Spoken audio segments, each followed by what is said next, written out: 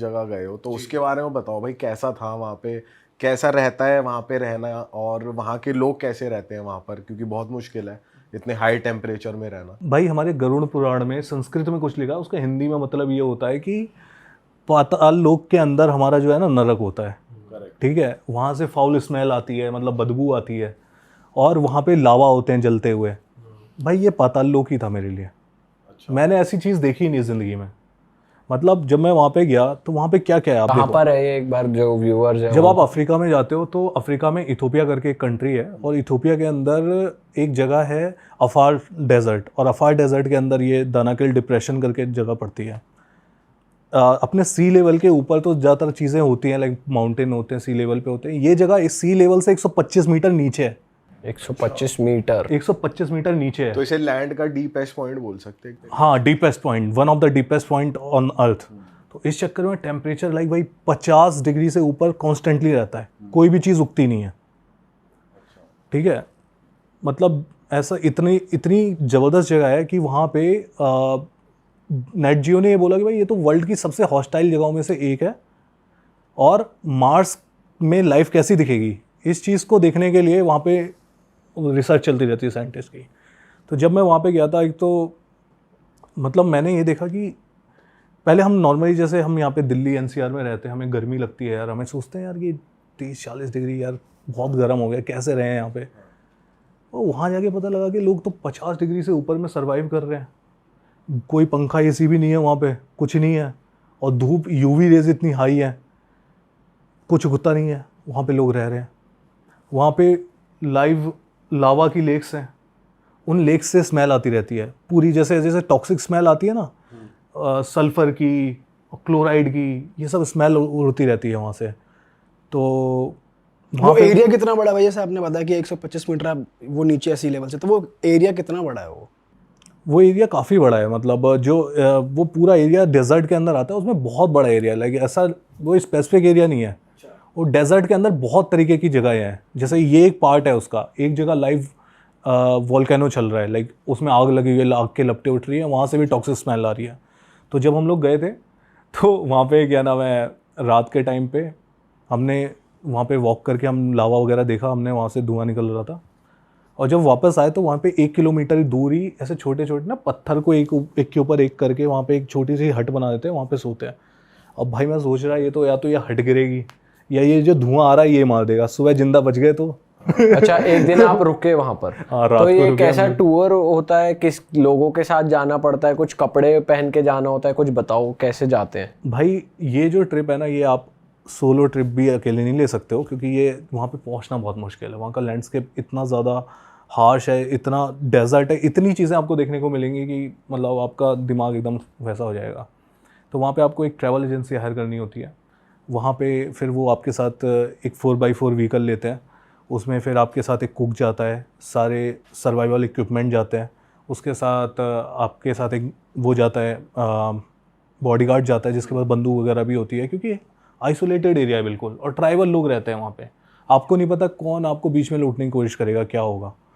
तो इस तरीके का ट्रिप रहता है, तो उसके लिए काफ़ी प्लानिंग करनी पड़ती है। कितने लोग गए थे आपके साथ ग्रुप में? मेरे साथ 5-6 लोग और थे, और सारे बाहर के ही थे, लाइक अमेरिकन्स थे और कुछ ब्रिटिश लोग थे उसमें। ठीक है, तो कुछ वो आपको डूज एंड डोंट्स बताते हैं? डूज एंड डोंट्स बताते हैं कि लाइक मतलब हमारी सारी इंस्ट्रक्शन को आप फॉलो करो, इधर उधर ज़्यादा, जैसे हमने आपसे बोला है, अगर आप नहीं फॉलो करते हो तो मतलब it can be harmful for your health. आप मतलब वो थोड़ा सा डाउन प्ले करते हैं, टू बी ऑनेस्ट, क्योंकि अगर वो आपको ज़्यादा डेंजरस होकर बताएंगे तो आप मतलब मना ही थोड़ा डर कर जाओगे, दोगे। मना भी कर सकते हो। तो मेरा तो ये कहना है कि लाइक अगर आप वहाँ पे जाते हो तो लाइक आपको थोड़ा गैस मास्क वगैरह भी लेके जाना चाहिए, क्योंकि हम तो सर्वाइव, क्योंकि बताते हैं कि 20% जो लोग वहाँ पे जाते हैं ना, हीट स्ट्रोक की वजह से बीमार पड़ जाते हैं, या फिर डेथ भी हो सकती है अगर आपकी बॉडी कंडीशन सही नहीं है तो। और जो वहाँ पे लोग रह रहे हैं वो क्या खाते हैं, कुछ उनका लाइफस्टाइल? वहाँ पे क्या होता है कि वहाँ पे जो लोग रह रहे होते हैं ना, उनको कहते हैं अफार लोग होते हैं, ठीक है। वहाँ पे खाने के लिए कुछ उगता तो है नहीं, तो गवर्नमेंट की एक गाड़ी आती है हफ्ते में एक बार, तो वो सामान छोड़ के जाती है वहाँ पे, वही वो लोग खाते हैं। बकरी खा लेते हैं, जैसे ज़्यादातर मीट ही खाते हैं सब, जो बकरी होती है, और थोड़ा बहुत अनाज गवर्नमेंट दे के जाती है तो वो हो जाता है। और बच्चियों की जो शादी है वहाँ पे, जो छोटी छोटी बच्ची हैं, उनकी 13 साल की उम्र में शादी कर देते हैं वो लोग। अच्छा, तो बहुत सारे लोगों की शादी के बाद ही मौत हो जाती है बच्चियों की, या फिर बच्चे पैदा करने के मतलब जब वो प्रेग्नेंट होती है तब उनकी डेथ हो जाती है। तो वो इस टाइप का सीन वहाँ पे रहता है। और बल्कि और एक आदमी कई शादियाँ कर सकता है। अच्छा, ये तो ट्राइबल में तो बहुत ओपन होते हैं वो लोग शादी, और ये एक्स्ट्रा मैरिटल और ये वो। हमने तो ये भी सुना है एक ट्राइब है जो वेलकम में ही गेस्ट को अपनी वाइफ ऑफर कर देते। मेहमान नवाजी में आ जाओ, खातिरदारी। नामीबिया में हिम्बर ट्राइब है, वो मिट्टी वगैरह पूरे बालों पे लगा के रखते हैं। हाँ, आप गए हो वहाँ पे? मैं हिम्बर ट्राइब नहीं गया हूँ, लेकिन इथियोपिया में काफ़ी ट्राइब्स थी, जैसे मुर्सी ट्राइब है। वहाँ पे क्या स्ट्रेंज ट्राइब्स हैं? मुर्सी में जैसे वो अपनी लिप प्लेट पहनती है इतनी बड़ी बड़ी, अच्छा, वो जो को फाड़ के। हाँ हाँ हाँ, आपने देखा होगा भाई। तो वो बात करते हैं आपसे जब आप जाते हो, तो क्या लैंग्वेज गैप होता है या? वो लैंग्वेज गैप होता है थोड़ा सा, क्योंकि वो ट्राइबल लोग हैं, वो लैंग्वेज नहीं जानते हैं। उनकी ट्राइबल लैंग्वेज भी अब एक तो कंट्री की लैंग्वेज है वहाँ पे जो अमेरिक बोल रहे हैं, कई लोग तो वो लैंग्वेज भी नहीं जानते उस कंट्री में बोलने वाली, वो केवल ट्राइबल लैंग्वेज जानते हैं, बिल्कुल लोकल। अच्छा। तो वो आपसे बात नहीं कर सकते, और आप बिना गाइड के जा नहीं सकते उधर, क्योंकि अगर आप बिना गाइड के जाओगे, एक आउटसाइडर हो, आपको नहीं, वो खतरा समझ के आपके साथ कुछ भी कर सकते हैं। हाँ, आप सड़क पे जाओगे ना, वो लोग नंगे घूम रहे होते हैं ऐसे बंद वो लेके, लाइक स्टिक ले लेके, और लंबे चौड़े होते हैं भाई, पता चला कर दिया काम, वहीं खड़े हो गए उन्होंने। तो भाई जैसे आप इतनी एक्सट्रीम जगह गए, तो आपके उसके बाद जब आप वापस आए वहाँ पे देखे आपने वैसे लोग, तो आपका कुछ पर्सपेक्टिव बदला लाइफ को लेकर, या बिल्कुल कुछ बदला यार। क्या लेकर आए आप वहाँ से अपने मेरे साथ? को ऐसा लगा कि ह्यूमन लाइफ में हम लोग सोचते हैं कि हम लोग मतलब परेशान होते हैं छोटी छोटी चीज़ों पे। भाई इतनी गर्मी हो गई यार, नहीं एसी के बिना काम नहीं चल रहा, ये नहीं हो रहा, वो नहीं हो रहा। भाई वहाँ देखो यार, लोग +50 डिग्री कांस्टेंट में सर्वाइव कर रहे हैं, विदाउट एसी, विदाउट वो, मतलब इतनी सारी कमी है वहाँ पे। तो मेरे को ऐसा लगता है कि ह्यूमंस जो है ना, हम बहुत रेजिलेंट होते हैं, हमारे अंदर बहुत ताकत होती है, बस हमें ना अपने कंफर्ट जोन से बाहर जाने की देर है। जब हम वहाँ जाते हैं तब हमें रियलाइज़ होता है कि हम तो ये भी कर सकते हैं भाई, हम तो ये भी कर सकते हैं। हमें लगता है हम ये नहीं कर सकते, बट जब उस सिचुएशन में आते हैं तब रियलाइज़ होता है। और साथ ही साथ आप भाई एक्सट्रीम कोल्ड जगह भी गए हो, जो अर्थ की सबसे ज़्यादा कोल्डेस्ट सिटी है। वहाँ का एक्सपीरियंस कैसा था? ये कौन सी जगह है? माइंड ब्लोइंग भाई। रशिया के अंदर साइबेरिया रीजन पड़ता है, और उसके अंदर साखा रिपब्लिक करके एक रिपब्लिक है। तो उस रिपब्लिक के अंदर याकुत सिटी है। याकुत सिटी जो है वर्ल्ड की कोल्डेस्ट सिटी है, ठीक है, वो उसकी कैपिटल सिटी है। फॉर एग्जांपल, जो साखा रिपब्लिक का साइज़ है वो भाई इंडिया से भी बड़ा है। अच्छा। वो इंडिया से भी बड़ी है लैंड में? हाँ, लैंड मास वो इंडिया से भी बड़ा है। अच्छा। अब आपके इंडिया में जैसे हमारे यहाँ पर स्क्वायर किलोमीटर में केवल नहीं 430 लोग रहते हैं पर स्क्वायर किलोमीटर में, और वहाँ पे पर स्क्वायर किलोमीटर में केवल 2.5 लोग रहते हैं। आप सोचो कितना स्पार्सली पॉपुलेटेड है। और -50 डिग्री कांस्टेंट टेम्परेचर है वहाँ पे, मतलब ठंड के समय पे -50 -55। गर्मियों में कम होता है, बढ़ता है थोड़ा। गर्मियों में भी कितना? गर्मियाँ 2-3 महीने की गर्मी है, 2 महीने की और गर्मी फिर है भी बस। कितना ही आ जाता होगा, -50 से -20 आ जाता होगा, -15 आ जाता होगा, 10 डिग्री के आसपास ऐसा हो जाता होगा। तो आप सोचो कि मार्स के अंदर हम बोलते हैं कि भाई -65 डिग्री बोलते हैं एवरेज टेम्परेचर है, वहाँ पे -71 डिग्री टेम्परेचर जा चुका है, मून के अंदर बोलते हैं। तो इतना ठंडा है वो इलाका। अगर आप जैसे थोड़ी देर बाहर जाओगे ना, और अगर आपने प्रॉपर गियर नहीं पहने, तो आपको फ्रॉस्ट बाइट हो सकता है। जैसे फॉर एग्जांपल, आपने भाई आपके ग्लव्स से उंगली निकल गई थोड़ी सी, थोड़ी देर बाद आपके ना ये मतलब ऐसे दर्द होना स्टार्ट हो जाएगा, और इतना ज़बरदस्त दर्द होगा कि वो मैं एक्सप्लेन नहीं कर सकता आपको। आप एकदम ऐसे हाथ हिलाने लगोगे, भाई क्या हो गया मेरे को, क्या जम हो गया? जाएगा पूरा, जल्दी मुझे आग में मेरा हाथ डाल दो, ऐसा लगेगा आपको। और अगर आपने नहीं किया तो आपका नीला पड़ेगा थोड़ी देर बाद, फिर उसका एक ही इलाज है, हाथ काटना पड़ेगा भाई सीधा उसका।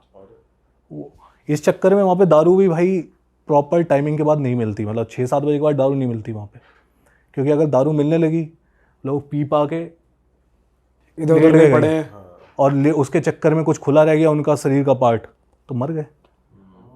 आप थोड़ी देर बाद बाहर जाओगे, आईब्रोज के ऊपर तो आप देखो पूरी एकदम बर्फ़ जम जाती है यार। आपका सेब होता है ना, सेब, अगर आप कोई भी फल, सेब, केले, ऐसी चीज़ आप बाहर रख दो, वो थोड़ी देर बाद इतनी पत्थर हो जाएगी, वो एकदम हथौड़ी का काम कर सकती है, आप उससे खील ठोक सकते हो।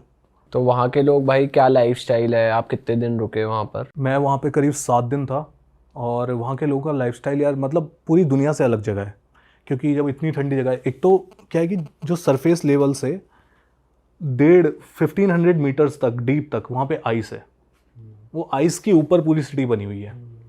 तो अब क्या होता है, जितने भी घर बनते हैं अगर आप डायरेक्ट आइस के ऊपर बना दोगे, अब घर में 24 घंटे हीटिंग चाहिए आपको, उसके बिना तो मर जाओगे आप। तो अब हीटिंग के लिए जब घर हीट होगा तो हीट की वजह से नीचे भी हीट जाएगी थोड़ी, और नीचे बर्फ़ है, अब बर्फ़ पिघलेगी तो क्या होगा, स्टेबल हो जाएगा, अनस्टेबल हो जाएगी ज़मीन। अनस्टेबल होगी ज़मीन तो टेढ़ा मेढ़ा हो जाएगा, या गिर जाएगा, कोलैप्स कर जाएगा। तो वो स्टिल्ट बना बना के उसके ऊपर वो घरों को बनाते हैं। वहाँ पे पुराने कुछ ऐसे घर हैं, मैं तो बहुत ज़्यादा चौंक गया ये देख के। तो जब मैं घूम रहा था वहाँ पे मैंने गाड़ी में देखा है कि बंदे मतलब ऐसे भी घर थे जो ज़मीन पे बने हुए तो पूरे टेढ़े हो चुके थे। मैंने कहा यार ये जब इन्हें इतनी नॉलेज है, जब ऐसी जगह है तो इन्होंने ऐसे घर बनाए क्या, क्यों? तो फिर मेरे को पता लगा ये हुआ क्या था कि सोवियत यूनियन के टाइम पे जब यहाँ पे, अब आप ये सोचोगे यहाँ पे लोग रहते क्यों हैं, सबसे पहले आपको सवाल ये पूछना चाहिए। सही बात है कि अडैप्ट कैसे कर रहे हैं उसको, हाँ, रहना ही क्यों है ऐसे बियर जगह पे। हाँ। है क्या कि वो नेचुरल रिसोर्सेज भर भर के है वहाँ पे, ऑयल गैस, वहाँ पे पूरे रशिया का सबसे ज़्यादा डायमंड वहीं से आता है। सारे ऑयल गैस के फील्ड्स वहीं पे हैं। तो जब वहाँ पे उस जगह पे नेचुरल रिसोर्सेज मिले तो लोगों ने ना, वहाँ की गवर्नमेंट ने वहाँ पे लोगों को भेजना चालू किया। पहले तो वो लोग ना प्रिजनर लोगों को भेज देते थे, जो बंदा मतलब गवर्नमेंट के खिलाफ बोल रहा है उसको भेज दो, उनसे वो काम करवाते थे एक सजा के तौर पे भी। तो वहाँ पे अब जल्दी जल्दी में बहुत सारे लोगों को भेजा उन्होंने कि भाई इतने सारे लोग आ गए वहाँ पे, अब इंफ्रास्ट्रक्चर कहाँ से लाएं, घर कहाँ से बनाएं। अब यहाँ उन्हें अब इतना स्टिल्ट बनाते रहेंगे, उस हिसाब से घर बनाते रहेंगे तो हो गया काम। तो उन्होंने जल्दी जल्दी में ना लेक के ऊपर कुछ कुछ डाल के उसके ऊपर बना दिया, या बिना स्टिल्ट के बना दिया। तो वो पुराने घर जो है ना वो आज पूरे ढह गए। और सबसे मज़े की बात है, सबसे ज़्यादा मज़े की बात क्या कहूँगा, सबसे खतरनाक चीज़ ये है, उन घरों के अंदर क्या होता है कि बर्फ़ के ऐसे ना भाले से बने हुए होते हैं, जैसे पानी गिर गिर के एकदम बर्फ़ ऐसे जम गई है और ऐसे मतलब नुकीली हो रखी है। आप घर के नीचे जाओगे तो आपको ऐसा लगेगा कि अगर गलती से ऐसा सर किया तो गले के पार ही हो जाएगी मेरे। और वहाँ पे लोग अंदर रह रहे हैं, बिना हीटिंग के रह रहे हैं। बिना हीटिंग के कैसे बिना हीटिंग के भी रह रहे हैं, कंबल ओढ़ ओढ़ के रह रहे हैं, दारू पीते रहते हैं पूरे दिन कि कैसे सर्वाइव। वो मतलब आप क्या बोले, मतलब तो वो सजा तो है। एक तरीके से जो होमलेस लोग हो गए वो हो गए ना, बिल्कुल बिल्कुल, बहुत गरीब लोग जिनके पास पैसे ही नहीं है।